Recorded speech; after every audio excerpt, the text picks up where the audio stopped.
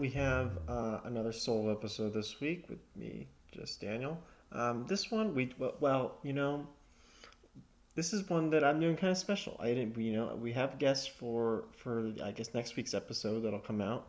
That should be great.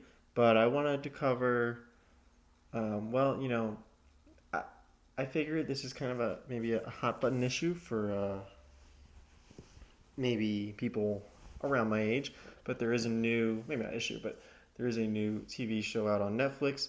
It's based on well, it has the same name, Avatar: The Last Airbender, and I figure, and you could see that in the title. I figure we might as well talk about it. I watched the show pretty extensively when it came out, and for several years after that, I watched the sequel series, Legend of Korra, which is also a great show. If you haven't watched that, a lot of people I've talked to, they're like, "Yeah, I didn't watch that one." No, that's actually a really good sequel series. So I did see the live action movie in 2010, and yes, I agree with everyone else. It's terrible. Um, I haven't really seen the first series, the original series, in a while. I will say it's been several years. Maybe I'll go back to it at some point. And honestly, watching the new show kind of reminded me of it. Maybe I was watching, especially the first few episodes. I was like, maybe I should just go back and watch the originals. Because that first series is great. But I also love Legend of Korra, and I think there's a lot of people. Like I said, a lot of people haven't seen it. They say they're big fans of the first series. They never got into it, which I understand. It came out a few years later. Um, I think that the third and fourth season are much better than the first two. Even though I really like the first season, the second season, but the first season I actually enjoy. But that's Legend of Korra. We're not really here to talk about that. We're talking about Avatar: The Last Airbender. Netflix made a live action show. They've been working on it for years. The original creators eventually dropped out, which is kind of a bad sign, right? And even the original music composer dropped out, so they got to get someone else for that. Which is that's when you really know when you're got tons of people dropping out. But they ended up pulling it off, and I would say, just right off the bat here, it's fine. You know, I think it's a good show. It's not amazing. It's not some it obviously it's got a lot to live up to. And it's to a certain extent a bit unfair to compare it to the original show, even though it's a remake. I think again, to some extent you should be able to compare it, but also it's its own show, right? And maybe it's supposed to be targeted at a new audience. People have never seen the original series. The irony, of course, is that the original series is available on Netflix. So you could just swap back and forth if you wanted to. Um, it's 8 episodes, versus the first series, which is about 20, I think. But they are an hour long, so the total time is actually not too far off. It's probably still a little less just because of the credits and all that. Um, but I will say, in those 8 episodes, which is the Hollywood standard now, I guess, is 8 episodes for a variety of reasons, mostly financial is why it's eight. But I would definitely say it feels a little rushed. They do. It does feel like they're moving through the plot fairly quickly. There's one episode which kind of merges several different uh, storylines from the animated show into one, or I guess 1.5 episodes, really two, I guess. Um, and we'll get into the specifics of that. I don't want to. I'm just kind of talking broadly here. Let me just see what else we have here. Yeah, okay, so I'll just put out like a general spoiler warning. If you haven't seen the original show, if you haven't seen this one, but if you wanted my thoughts, again, up front, it's pretty good. It's not amazing. It's not terrible. It's not like the movie. It's much better than the movie. The action is I think, the action and the special effects, I've seen sort of mixed reactions to. I think it's pretty good. Obviously the action, you can't compete with the sort of the limitless potential that you get with an animated show, but I think it definitely is pretty good. Again, compared to the movie, it's so much better. It's much more fluid. It's a little faster. They kind of use slow motion to sort of deceive you in terms of their limits in the live action medium, but that's fine. I think they don't overuse it. I'm just saying on occasion you can tell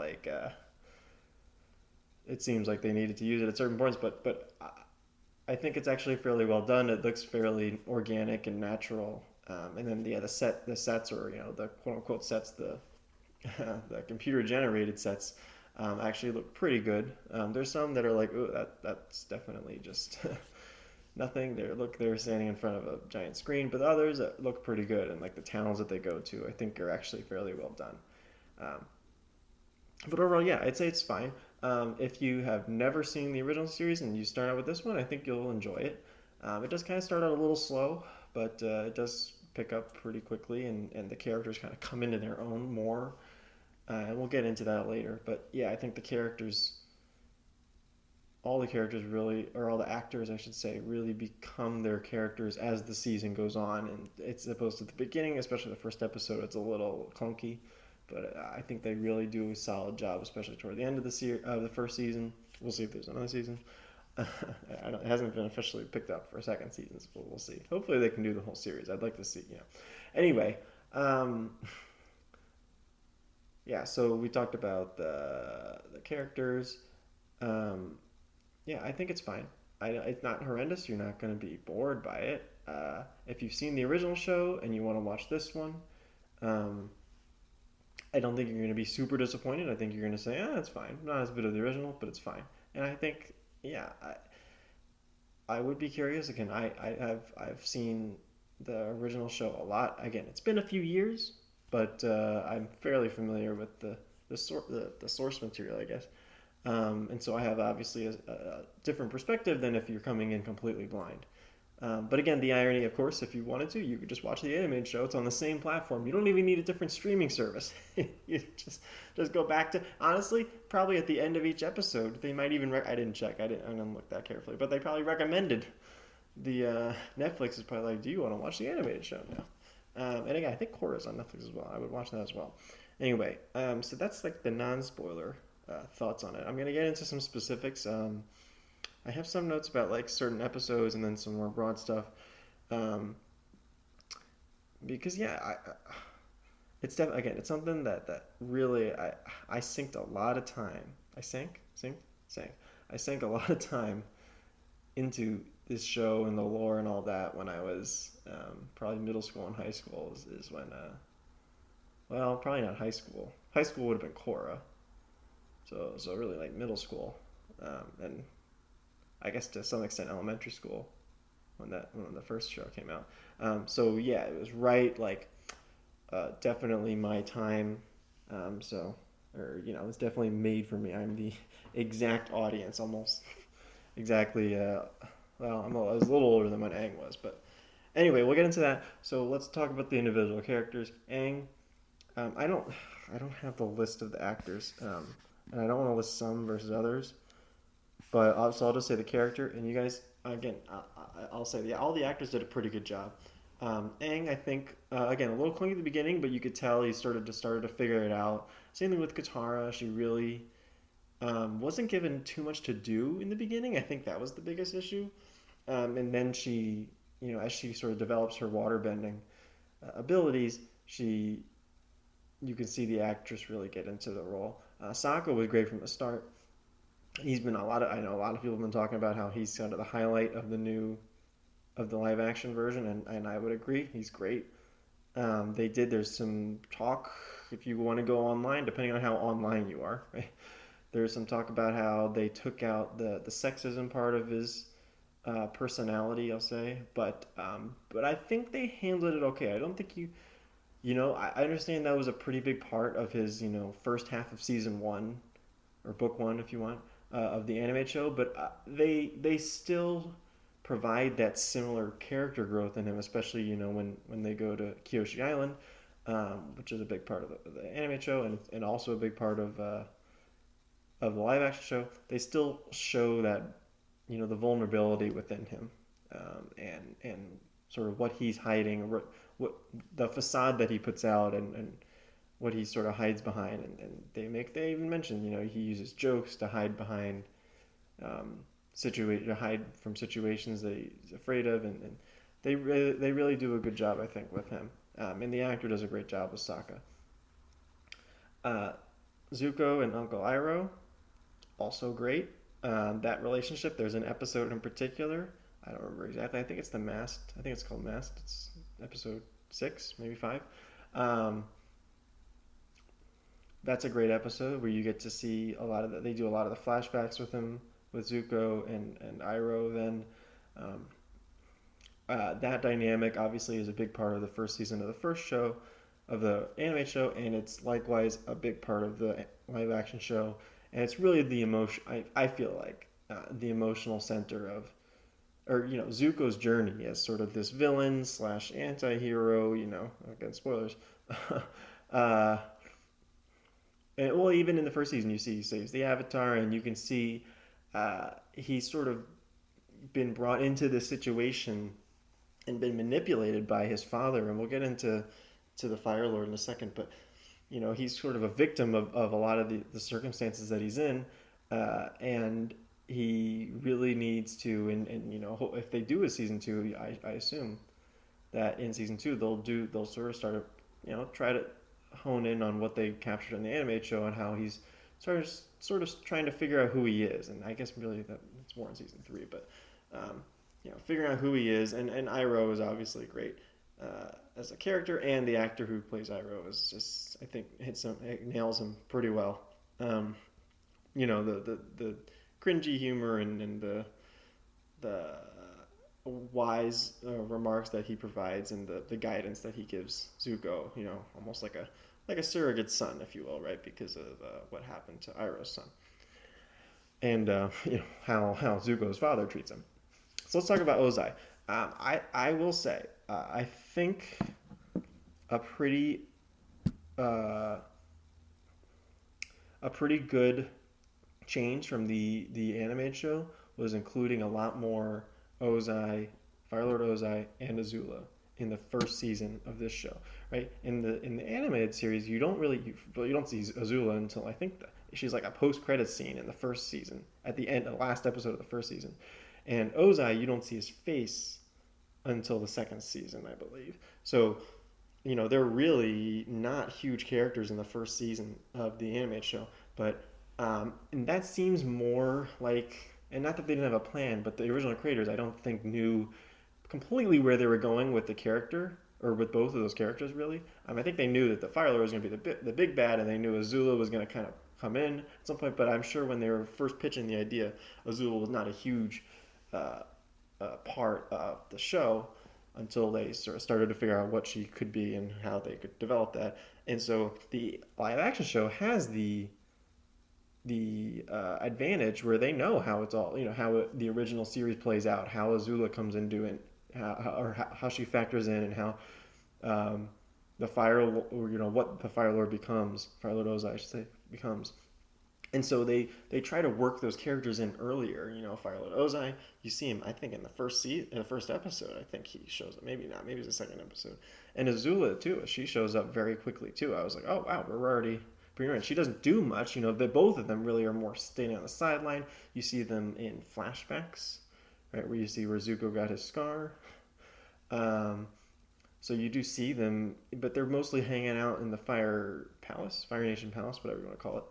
Um, until the end of the show, where you get to see Azula sort of be able to be released. And I think, and she has a great story in the animated show. She has a great story in the second book, really the third book too, I guess. But I really enjoy what they do with her in the second season. So I hope that they can do the same thing in this live action show if they get another season. Um, she could really be, and the actress does a great job. You get to see May and Ty Lee very early on as well. I was surprised that they even included them, but it makes sense if they're going to include them later that they would, kind of hang out with her. They're always hanging out with her, so it makes sense that they would continue to hang out with her when she's just hanging out at the Fire Nation Palace. I don't know what it's called, the palace, whatever it's called. So yeah, lots of Azula early, lots of Fire Lord Ozai. I think one thing that I appreciate that maybe I didn't pick up on, again, it's been a while since I've seen the original animated show, and I saw it when I was much younger, so I didn't pick up on everything and all the small details and the themes. But in the live action show, I believe it's different. I believe in the live action show, Ozai Firelord Ozai is a lot more manipulative. I feel like that maybe it was obvious in the animated show, but I feel like it was a lot more obvious, and I thought they handled it very well in the live action show, where you can see the manipulation that he's a lot more manipulative of his children, I guess. He still has that ambition and what he wants for himself and the world, and I guess the nation, the Fire Nation, but. Uh, I could appreciate the sort of cat and mouse games that he was playing with his children. Not that I can appreciate, but I thought that was a nice character choice, and it really gives him a little more depth. Whereas, like in the animated show, you don't see that much of him, especially in the first season. Like I said, you don't get that kind of depth, and you don't understand what Azula and Zuko are specifically coming from, right? He's sort of just the evil guy, and he gets a little more to do. And Daniel Day Kim, who voiced characters in this universe, I think. Well, he definitely voiced. I forget the guy's name in the Legend of Korra. He's some Mr. Sato is the last name. I forget the first name, but he's sort of the inventor in the Legend of Korra, and I think he provides other additional voices in the animated show of Avatar. So now he gets to be a live action character, and he does a great job as the Fire Lord. You could tell. Let's talk about other villains. So we talked about Zuko. Again, great. Commander Zhao, or Admiral Zhao, if you will. Uh, Also, he's definitely a little hammier in the live action, but I think it works. He provides that sort of comedy. There's not as much like the whimsical comedy that you get in the animated show. It's a little more serious, but I'm okay with that. I think that's their prerogative, and it works well in the live action version. But he provides sort of that cartoonish uh, nature of the show, or of the live action show. He definitely sort of hams it up, but it works, and it kind of works for his character. And I think it was a nice contrast to sort of the seriousness of Zuko. It was like he's got a mission, but then Zhao's like, yeah, I'm just here to have fun, you know. And they do a great job. I really do like his character, as the character, and I think the actor did a great job. Let's talk about the. We're gonna get into some episode specific stuff. The past avatars. So Aang talks to three different past avatars, I'll say, um, and I think the difference here. So again, I'm trying to remember what they did. This whole review a review, if you want to call it, is talking comparing to the original, and I think that's a little dangerous, but I feel like if they're gonna call it, they're not even changing the name. So, but again, I am comparing. I'm not saying it's better or worse. It's just something to consider. Because in the original animated show, I feel like each of the past avatars give him different advice, and he sort of has to conglomerate that and figure out what's important to him and how he can sort of synthesize what's important to him and what he should be doing. In the live action show, they all kind of tell him the same thing. They're all like, yeah, ditch your friends. You got to be on your own and do it yourself, which I think is fine. It's a streamlined narrative. It makes it a little more streamlined.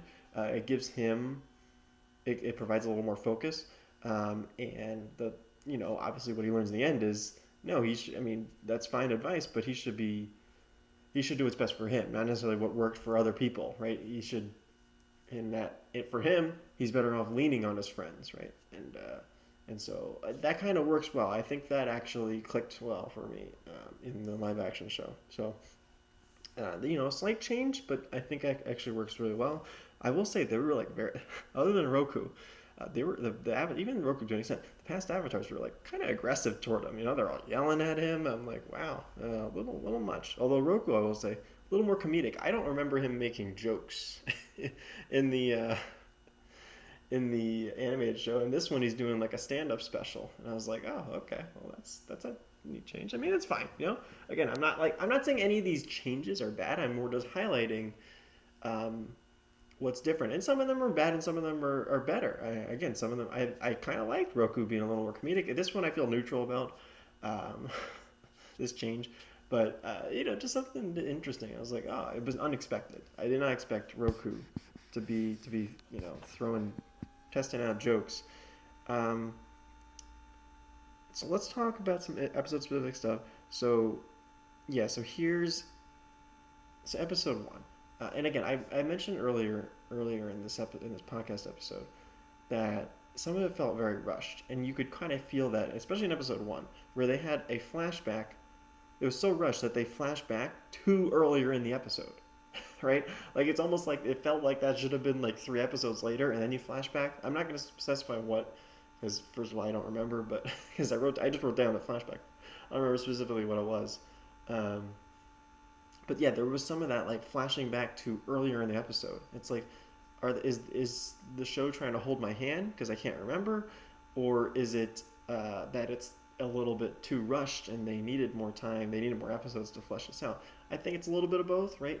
They definitely could have used like 10 episodes. I feel like this show would have been great. Not maybe not great, but it, it would have provided a little more breathing room to tell the stories that they wanted to tell. You know, like they combined some of the plots, they cut some other side missions out, which is fine. I don't think you lost too much from cutting out some of the stuff, but yeah. So that was just something interesting. Yeah, episode two, Kyoshi Warrior episode, I think it was pretty well done. It was definitely. I don't know. It also felt a little rushed. You know what? If surprisingly, somehow, I really hope they bring back Suki because she becomes a pretty big part. She doesn't really. I don't think she appears at all for the rest of the first season in the original show, but she does become a pretty big part in the second and third season. So I really hope they bring her back because the actress did a really good job with her. I thought that was pretty good. So that's yeah. Episode three is where they combine a few things. You get the Jet storyline, you get the Omashu storyline, and you get well, actually, you get more stuff. You get the Northern Air Temple, and then you also get I don't know if this is this it's kind of like a two-part episode. I don't know if it's in the second part, but then you get the Cave of Two Lovers. That was an interesting change because in the original show, uh, Aang and Katara go into the Cave of Two Lovers, and that's where you start to see their relationship develop, right? You get a little hint of that. You didn't get any of that in this live action show, which is fine. That's not what they want to do. And they changed it from Aang and Katara to Sokka and Katara. I don't, I guess they could still go back to it, but they probably won't. They probably will move past. They're probably not going to revisit that. But that was an interesting change. It's definitely it brings out a different emotion, which is fine. Uh, and I do wonder if they're gonna work on that relationship between Aang and Katara. You didn't really get too much of the romance there, and that could develop further, but you don't see too much of it there.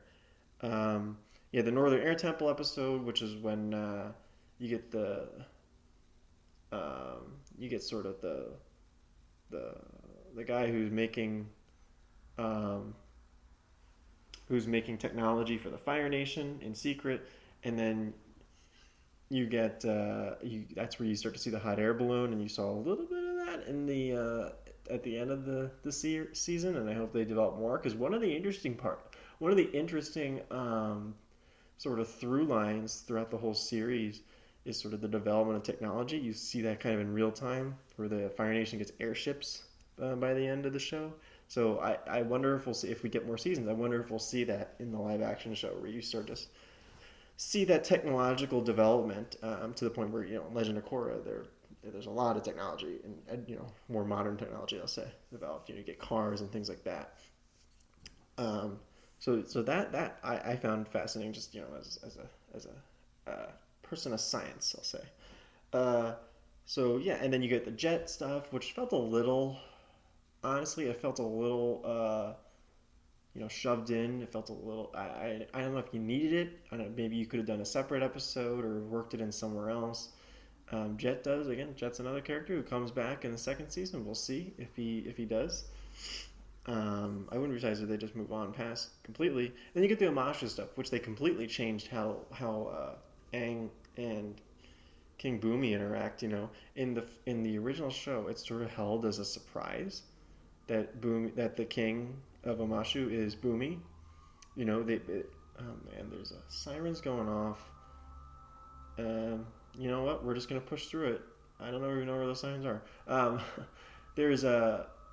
Oh my God, they're okay. I think they're going away. Um, it's held as a reveal. King Boomy puts him through all these tests, all these little games, and you see all those um, in the animated show. And then at the end, it's sort of, he asks him, the last game is what's my name, and he realizes it's King Boomy. Based on the clues and that are developed throughout this that episode. In the live action show, immediately he's like, "Hey, it's Boomy. Hey, it's me, Boomy." I'm like, "Oh, okay. We're not even. We're just tearing that band-aid right off. So what's gonna happen here?" And then the games that they go through are different. It's weird. He talks about. He's like, because at the last game where you see them fight, um, Boomy says, "All right, that's the last of the games or whatever. It's the final game." And I'm like, "We've seen like basically one game. I mean, if you count the dinner, the feast, and then the rock candy thing, that was it. That was all the games." Like I remember in the show there was a lot more stuff. I don't know. I felt a little underdeveloped. But Boomy is a great character, and I forget the actor's name who plays him, but he does. Again, I didn't remember any of the actors' names, but he does a great job. There is a lot of the actor who played him is like I think he's like in his 30s. There's a lot of young guys and old guy makeup in this show. Not a lot, but there's a few of them. Like Roku, I think is another one. So there's a decent amount of young guys in old guy makeup, which is an interesting choice. But again, all the choices all those actors actually did a good job. So um, and then you have the siege of the north. Then you have the spirit realm episode. Um, the Hey Bye stuff, which that was like really they didn't do much of that. They had one encounter. They never. I know he put the acorn in the ground, but you didn't sort of see the resolution of that. I guess they didn't have time for that. The Spirit Realm was interesting. Again, they didn't have. I mean, they had I think they had $120 million, but the Spirit Realm really was just like whatever Pacific Northwest forest. I don't know whatever forest they were in. It's probably Pacific Northwest. Whatever forest they were in, they just put a blue filter over, which is an interesting way to just do the spirit realm. Again, I understand it's not an animated show, so you don't have sort of the infinite creativity that you would have there. But I found it funny. I was like, is this just they're just walking in the same area and they just put a blue in the edit room? They just put a blue filter. But eventually they encounter some other terrain, I'll say. But that's like for the first half of the episode, or they're in the spirit realm. I found that a little funny. But I felt that episode was fine. The spirit realm stuff was always sort of the aspect of the show that I didn't connect with. Well, I shouldn't say that. I'll just say I connected with the least. I still connected with it, but I was never huge on the spirit realm stuff, which is why in Korra, like in the second season, it's like my least favorite because it's very spirit realm heavy. And so yeah, like the spirit realm stuff is fine. I understand that it's a huge part of the show, and I'm not saying it's bad. I'm just saying for me, the way that I enjoy this, I enjoy more of the sort of the political conflicts and things like that, and the world building and stuff like that. That's the part of the show that I enjoy more than this sort of spiritual side. Which to each their own. If that's what you like, then you're gonna love that episode. Um, so yeah, and then they incorporate the stuff and all that. So they do some more mixing in of the storylines and things like that. And so and then you get the Siege in the North, which is largely the same, with some changes, small changes here and there. UA, I think, did a great job. The actress that played UA was great. The last thing I'll mention, and the show even, maybe I don't know if it's a meta joke or if it's just a regular, I don't know if it's meant to be a meta joke, but they say, when Aang gets to the North Pole, they're like, oh, you don't know you don't know anything else. All you know is airbending. Like you spent this whole time traveling here and you didn't even bother to learn waterbending. And I was like, yeah, you know what? Because in the animated show, last time I'm going to reference it, in the animated show, he spends that journey as they go to the North Pole, or the Northern Water Tribe, I'll say, learning waterbending with Katara, right? And we do see Katara. There's a few scenes where you see her practicing and learning waterbending, but Aang never tries. There's even a scene where she's like, let's practice together, and he's like, nah, bro, whatever he says. And so then, yeah, and then again, I don't know if it's a meta joke, but at the Northern Water Tribe, they're like, yeah, why didn't you did this whole journey, you didn't even practice? So And then by the end, at the end of this first season, he hasn't learned waterbending. So when is he going to do this? Because the next season, if they get one, he's supposed to start learning earthbending with and I won't spoil who, but he gets a new teacher and all that. Um, who's a great character. And I hope they get the second season so we can see that character. But yeah, he's supposed to start learning earthbending. So either they're gonna have him learn waterbending off screen between seasons, which they kind of do in the original show, but that'll have to be even more enhanced. He hasn't even tried it. Or they're gonna have to kind of incorporate it into the first half or like first quarter of uh, a hopeful second season. Like I don't understand why they didn't. I mean, I do understand they didn't have enough time to incorporate that, or this is how they want to tell it. Maybe he doesn't. Maybe that's a big change that they're going to make, and he's going to learn waterbending later. Maybe he's going to go straight to earthbending. Maybe he's going to not learn any of them, and they'll have to figure that out. I don't know. I don't know how they're going to do it, but it was a little noteworthy. I even thought about that. I was like, he hasn't touched water at all this whole season. And they said that. I was like, yeah, wait, what? Why aren't you even trying? But we'll see what they do. Hopefully they get a second season because I'll definitely watch it. Again, this was not a terrible show. It wasn't an amazing show. If you watched the first series, the original series, and you loved it, I wouldn't say you have to come see this version. But if you're interested and you want to get back into that kind of world and you're interested in what they did, you're not going to hate yourself while you watch it, and you might even enjoy it. I'd say it's pretty good. It's not amazing, but it's definitely above average. I would say, like in terms of shows that I watch. I watch a lot of shows. Uh, I think they do a good job. I don't think it's necessary though. I don't think like we needed this, because even when it was announced, before it was announced, well, I can't say that. Even when it was announced, I thought, why are we remaking an animated TV show into a live action? There's no, like, was there a point, I guess, to this show? And in through the first season, I would say there really wasn't. It wasn't necessary. It was good. Again, it was pretty good. I enjoyed it. There's a lot of great stuff that they did. There's some changes that they did that I thought were pretty good, like the Ozai, including more Ozai and Azula, and the past Avatar stuff. I thought were pretty good changes, but I don't think necessary. I don't think we needed that. I feel like, and maybe it's because Korra was sort of weirdly received. Nickelodeon was weird with Korra. They literally they pulled the last season off of Nickelodeon. They didn't even air the new episodes. I think it was just the second half of the last season. They only put it like it was like online only on the website, and this was in what 2014 before streaming was a thing.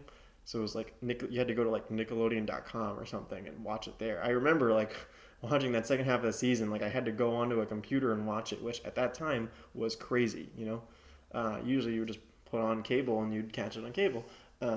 But going onto your computer and watching it was like weird.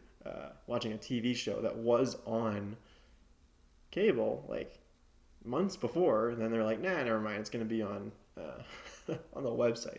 So they were really weird about that show. I know it got kind of mixed, or it didn't get the same sort of viewership numbers that the Avatar: The Last Airbender got. Um, Again, I think it's a very good show. So I think it deserves more love. But I maybe to some extent Nickelodeon was a little hesitant to make, because I would have preferred a sequel series. Like just instead of remaking, just make something new. Tell a new story. The world. I love the world building of it, and there's so much more you could tell after Korra. You could do it between Avatar: The Last Airbender and Korra. You kind of there because there's a decent gap in there. You could tell stories there. You could do before Avatar: The Last Airbender. You could do a prequel series. Again, you could do it after Korra. There's so much, time and space. You could do it. You could do it even concurrently with one of those series. But there's so much time and space that you could do a show. There's so many new stories you could tell, and I guess Nickelodeon said, let's just let Netflix. It says in partnership with Nickelodeon. I don't know how much they. If it was really in partnership, they'd have it on Paramount. I don't know the financial details, but yeah, I guess they just said, it's easier to just let Netflix remake the original because that's got a built-in audience. You know, people like me. They knew I would watch it, and I did. Uh, so they got me, and I'll continue to watch whatever they put out that's got the word Avatar on it. And the Blue People one is, I'll watch that one too. you know, but yeah. So I find it curious, sort of why they did this, why they remade it. I hope I haven't seen anything, but I really hope for new content. Again, maybe they got spooked by the Korra thing, and they just wanted to go back to what's safer. You know, that's the thing nowadays. You remake everything. I understand that, but I really hope in the future, maybe in a few years, they'll make a new. You know, even Netflix can do it. They can make a new story. They could even make it live action, right? You can do a live action sequel to Korra, or in between Avatar and Korra, or again concurrently, or prequel, or whatever you want to do.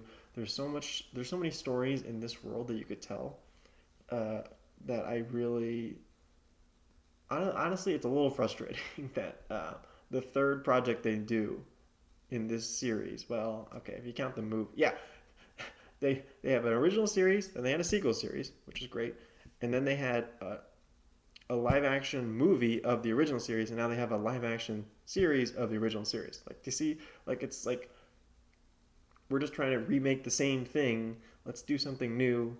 Um, and I don't know. I think there's a way to do it. But I don't. I'm not in charge of Netflix. I'm not in charge of Paramount or Nickelodeon or whatever. Paramount may not.